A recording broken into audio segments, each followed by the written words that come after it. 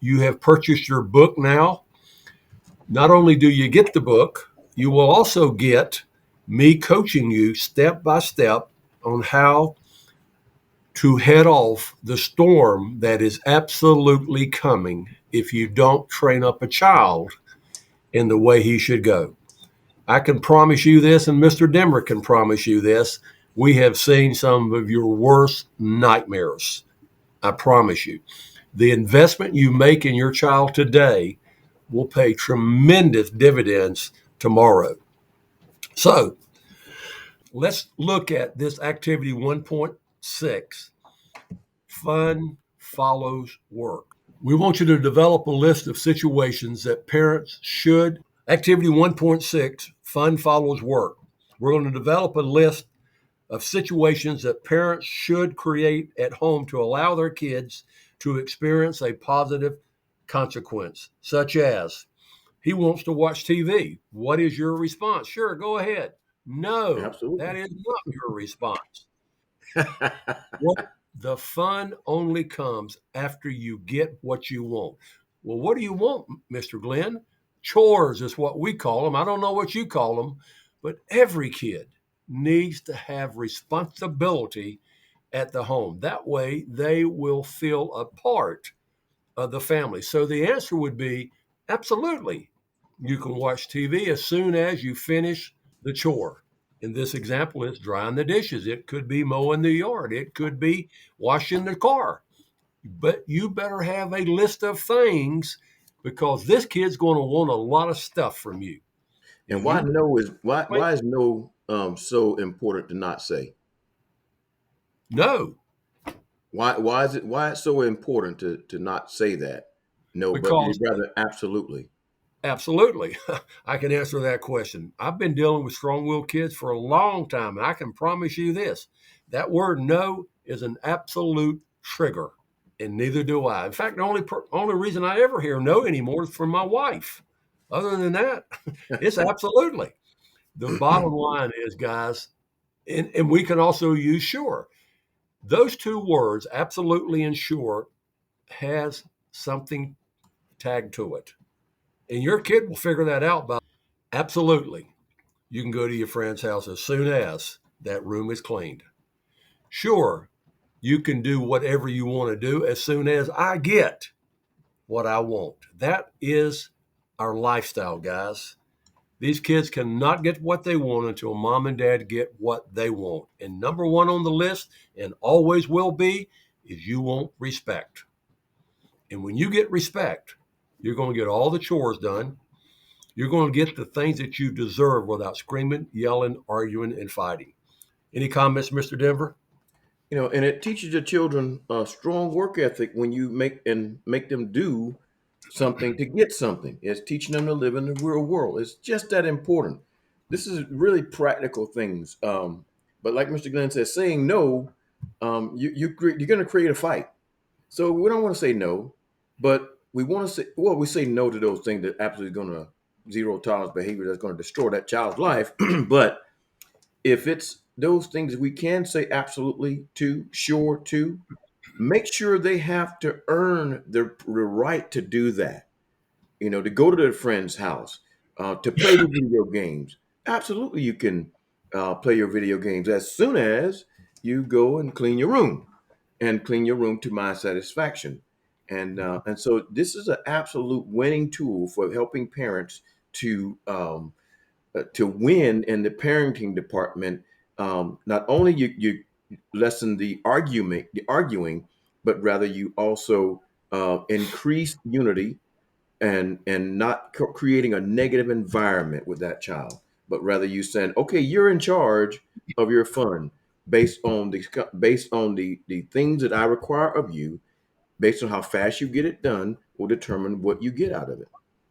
That's the real world, y'all. That's how the real world operates. Nothing free. Nothing is free. Somebody says, well, it's free. They gave it to me. Really? Somebody Somebody paid for paid for it. it. You better believe it. And so, as soon as your kid knows that they have to work for what they want in life, you're going to be a whole lot better off. I promise you. So, let's look at the point. Would you read that for me, Mr. Denver?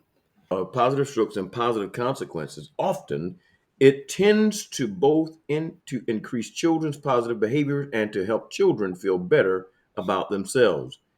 Using the words absolutely or sure works like a miracle in a reducing the arguments, which is really what we Absolutely. want to do. We don't want any arguments. It absolutely defuses the whole situation. I'm telling you, the sooner you learn how to communicate properly with this strong willed kid, the much better parent you're going to be, and the faster you're going to have peace in your life. Parents control things, not kids. Guys, if you could control that little girl you're seeing on your screen right now, you wouldn't be here. And the reason we're starting as young as that little girl is so you don't have to do the things that you would have to do with an adolescent. It's just so hard to change the behavior of a kid who's had it his way for 14, 15 years. They're set in their ways just like you are set in your ways. Mr. Denver, because of my throat, would you read that for me? In Unit 2, parental influence, we will discuss influence versus control in more in depth. In this unit, we will simply want to say parents cannot control their children, but parents can control the things their children enjoy, such as bicycles, video games, while children may not be willing to work for these things, the things they want. They will usually work for things they want. By controlling the things children want, parents can motivate children to do constructive tasks and teach self control or self discipline as well by using the things that children want. We can influence behavior. So, what are the things children enjoy? Let me remind everybody that this paragraph is all in red. It's in red because I want you to highlight it. I don't have it in yellow because sometimes the words don't come clearly through, but you can see this. This is probably the most challenging chapter in the book. The paragraph that you can't control your kid. What do you mean I can't? I thought I could. I really did. But once I bought into this, and the faster you buy into not controlling your kid, but controlling the things that he or she enjoys, I'm telling you, you may not have peace in that little girl or little boy right now, but you will have it yourself because now you're modeling the behavior you expect from your child. Any comments, Mr. Denver? Are you hearing me, Denver? Speaking of modeling, that's one of the most important aspects of this process. We have to model the behavior we expect from that child. So we don't control children. Love someone, you don't control them. You can't control them anyway. But rather, you figure out ways to get that child to do what you need them to do. You motivate them. You influence them in different ways. And this is what our parenting lifestyle is really all about. Teaching parents to not try to control every aspect, but rather influence every aspect of that child's life in the decision-making process. And as they get older, they'll learn that they don't know everything and that they need more input when they start making decisions. So the sooner we start this influence versus control process, the better off the child will be in their late teens because they'll realize, "Hey, I don't know everything. And I need to seek more input before I make this decision." And by doing this, you allow that child to come to you. One of my children told me, "Dad, we come to you often because first of all, you never try to tell us what to do, um, and you never try to overtake the process. Simply, I give them input and said, now go make a decision. I give them all the influence and wisdom that I have to help them make that decision. Because at the end of the day, they got to live with that. And this is what my teenage children, as well as my grown-up children, even doing today. But we started this process early. It was really early. Teaching them, we never try to control them. We just simply influence their behavior by what we did, like controlling everything. That's how we influence the behavior by controlling everything and not the child. And so, Absolutely. yeah. And don't forget, this YouTube channel is designed for the parent with children 10 and below. But don't you dare think for a second that this does not apply to the adolescent as well. The adolescent may have more pushback when you start controlling their things, but it still helps you reach the goal of being non confrontational in everything we do. So, highlight that entire paragraph. Okay, we're on page 14, group activity 1.7. Working with your group, take a few minutes. There is no group. Working by yourself, take a few minutes to list the daily activities, the things your kid enjoys. Now, by the way, parents, you got to watch your kids to see what they really enjoy. If you're so busy not paying attention and they're going about things that you don't even recognize or see, you're not paying much attention to your child. Watch them. What toy do they like? What games do they play? What do they want all the time from you? Those are the things that you will be controlling. If you can't list at least 6 of those things that they enjoy, and by the way, yesterday we were flying back from Alaska. And the mother right in front of me probably had a 4-year-old at most, maybe not that old. And guess what the 4-year-old did? Throw a conniption fit. And guess what mama did? I thought I saw what she was doing. I raised up and I looked over the seat. And guess what I saw the little baby doing and staying calm? Mama gave her cell phone. Hmm. Uh-huh. Your Not cell good. phone is the babysitter. Now, guys, we don't have time right this moment to address that issue. But I'm going to tell you, you need to find a better babysitter, a better way to deal with that acting out behavior. Because if that kid stays on that cell phone until they turn 15 or 12, uh-oh, you have raised a child that is absolutely has no patience whatsoever. They do not understand instant gratification. That's all they understand is gratification now. But we'll address that later. I promise you, it's not a pretty sight. So, And Glenn, just to make that point even more clear, it's really important that let's go back to the second that slide before. Let's go back to that slide because the child's list things change so often. It's very important that, like Glenn said, you have to watch that child and see what they like, and then use those things to get what you want out of that child. You know, it's important because one day we call it currency. One day something may be important to the child because they change as they get older.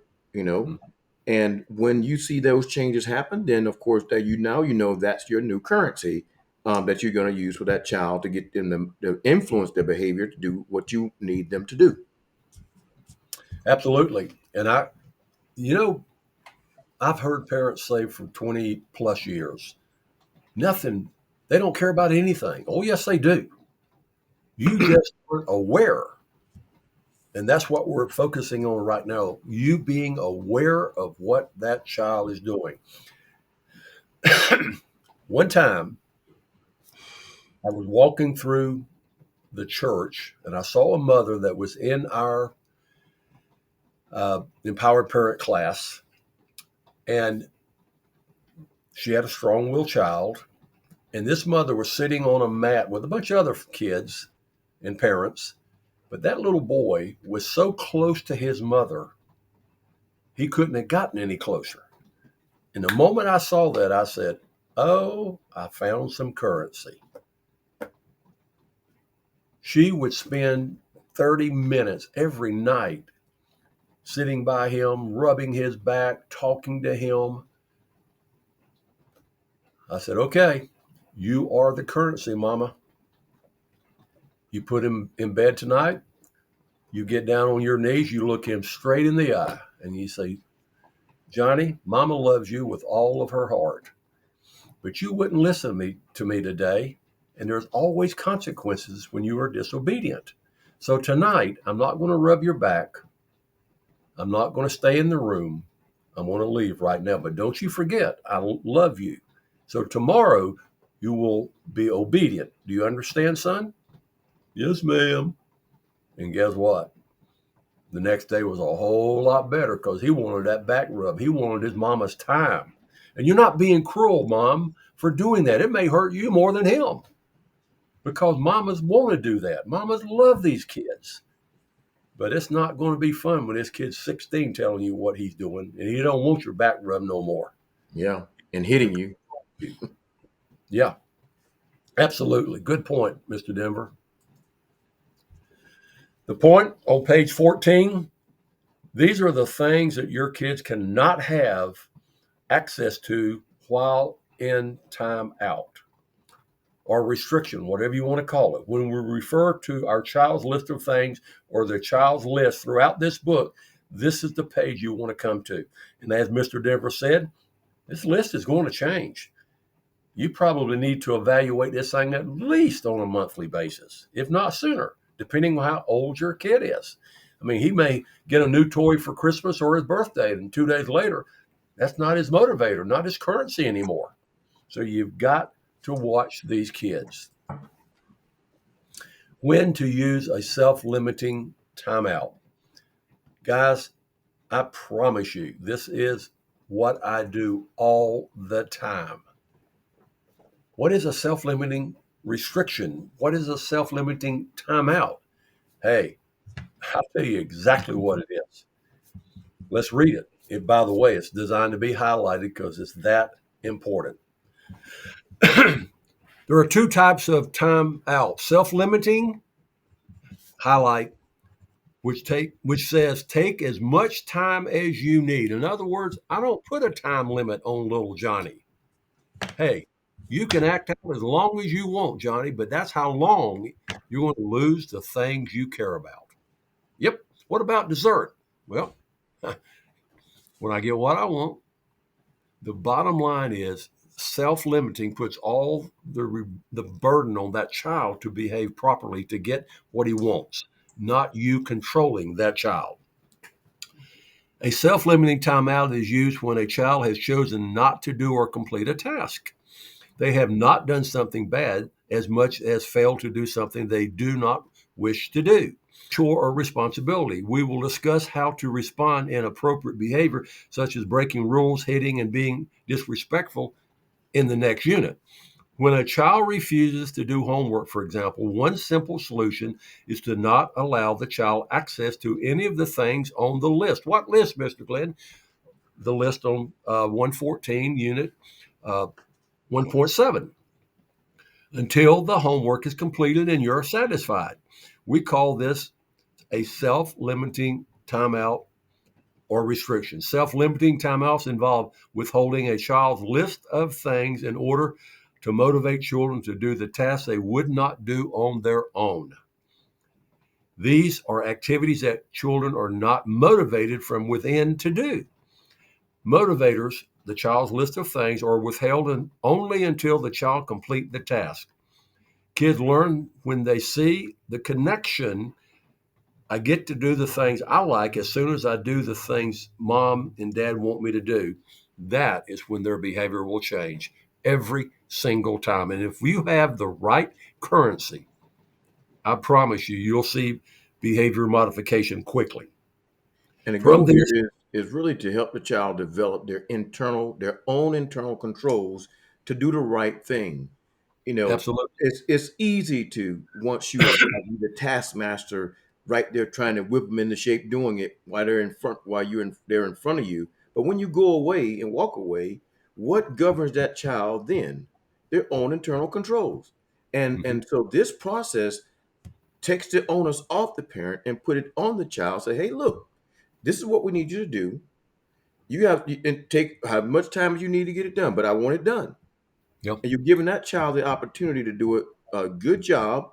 And then, of course, you're going to, we call it inspect what you expect from that child, so that we don't want to have doing stuff, because now you're teaching your child to be mediocre. So you want to get the very best out of that child and to help them walk through doing it the right way every time. And once you get that instilled in them, I remember when I was in chorus in high school, one of my teachers, every time we sang a note wrong, she would stop us immediately. She would stop us immediately to sing the note. She said, because if you ever get it in your mind, singing it the wrong way, you'll sing it like that all the time. Yep. So you got to give that child space to get it done. And when it's not done, then use that time as a teaching moment to help that child get it right. Absolutely. And from a military standpoint, this is the absolute hill you die on. You will not get what you want until mom and dad get what they want. Plant the flag and fight for it. I don't care how much of a tantrum they throw. You cannot give in, because if you do, oh boy, you have set yourself up for failure. I promise you. Also, we're still highlighting on the same paragraph. From this, children gain a critical life skill. Critical. It's called self-discipline. That's the whole goal of this lifestyle that we are teaching. Although we may never be able to convince our children of this, basic structure, including the use of self-limiting timeouts, is not punishment. I don't know a single parent on the planet that enjoys punishing their child. That is the last thing we want to do, but it has to be done. And the sooner they understand there's consequences for every decision in life, that's where you're going to start to see behavior change. They are simply methods of helping our kids use their time wisely to develop and to become stronger, more capable adults. Amen. Guys, it's 24 minutes, and we're going to stop right here. I really thought we might finish this unit, but it's more important that we give you time. You may not have an hour to sit in front of a computer. That's why we're putting in 30-minute segments at max. And if you do have the time, then you can go right to the next YouTube video. The bottom line is we want to do it the best way for you. I know how busy parents are today. So we're going to stop right here. We're going to pick it up the next time. Never forget, guys, you're the adult. You must model the behavior you expect from a child. God bless. We'll talk to you later. Bye-bye.